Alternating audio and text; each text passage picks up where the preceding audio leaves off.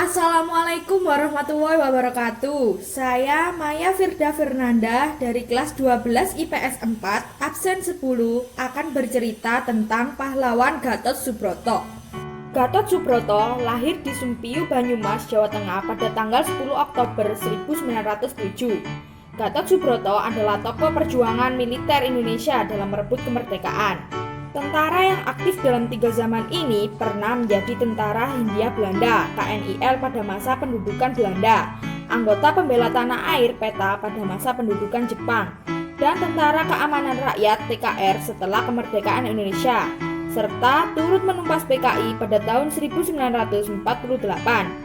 Ia juga menjadi penggagas terbentuknya Akademi Angkatan Bersenjata Republik Indonesia (AKABRI). Berpendirian tegas dan memiliki solidaritas yang tinggi merupakan ciri khas dari Jenderal Gatot Subroto. Pria lulusan Sekolah Militer Magelang, masa pemerintahan Belanda ini paling tidak bisa mentolerir setiap tindak kezaliman walau oleh siapapun dan kapanpun. Nilai yang dapat dipelajari dari Gatot Subroto yaitu memiliki keberanian, ketegasan, tanggung jawab, dan berpantang akan kesewenangan dan memiliki solidaritas yang tinggi. Peristiwa yang dialami tokoh Gatot Subroto. Setamat pendidikan di HIS, Gatot Subroto tidak melanjutkan ke jenjang yang lebih tinggi, tetapi memilih menjadi pegawai. Namun tak lama kemudian pada tahun 1923 memasuki sekolah militer KNIL di Magelang.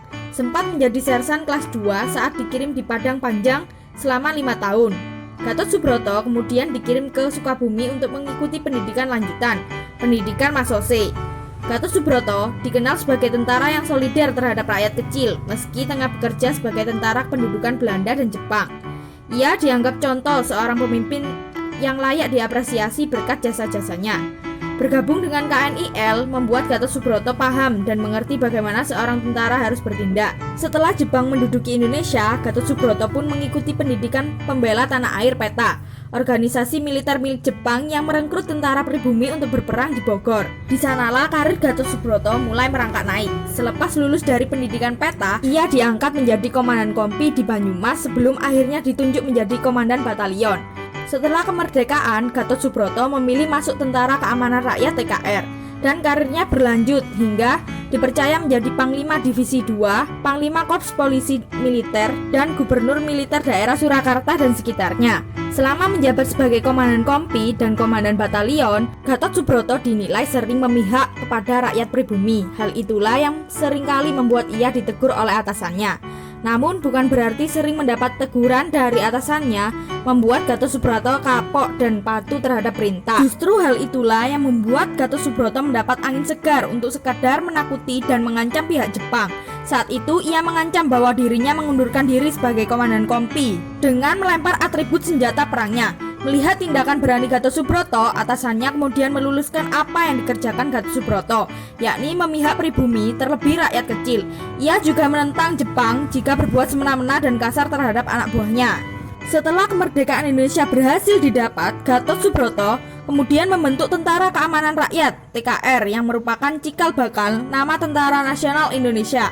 TKR dipimpin oleh Kolonel Sudirman, di mana saat itu Gatot Subroto menjabat sebagai kepala siasat dan berganti menjadi komandan divisi dengan pangkat kolonel setelah prestasinya yang dianggap gemilang dalam pertempuran Ambarawa. Selama memimpin, Gatot Subroto dikenal sebagai pemimpin yang disiplin, tegas, berani, pembela kaum yang tertindas. Maka pada tahun 1953, ketika terjadi kerusuhan di Istana Negara akibat tuntutan rakyat atas pembubaran parlemen ditolak, Gatot Subroto yang dituduh sebagai dalang kerusuhan tersebut langsung mengundurkan diri dari jabatannya sekaligus dari dinas militer. Tetapi 3 tahun kemudian diaktifkan kembali sekaligus diangkat menjadi wakil kepala staf Angkatan Darat Wakasat pada tahun 1956. Melalui tangannya ia berhasil melumpuhkan pemberontakan pemerintah Revolusioner Republik Indonesia, Pejuang Rakyat Semesta (PRRI) atau Permesta yang ada di Sumatera dan Sulawesi Utara. Gatot Subroto akhirnya meninggal dunia di Jakarta pada tanggal 11 Juni 1962 pada usia 55 tahun. Seminggu setelah kematiannya, Jenderal Gatot Subroto dinobatkan sebagai pahlawan kemerdekaan nasional Indonesia. Namanya pun banyak dipakai untuk nama jalan protokol di berbagai kota di Indonesia, termasuk Jakarta. Sekian yang dapat saya sampaikan, kurang lebihnya mohon maaf. Wassalamualaikum warahmatullahi wabarakatuh.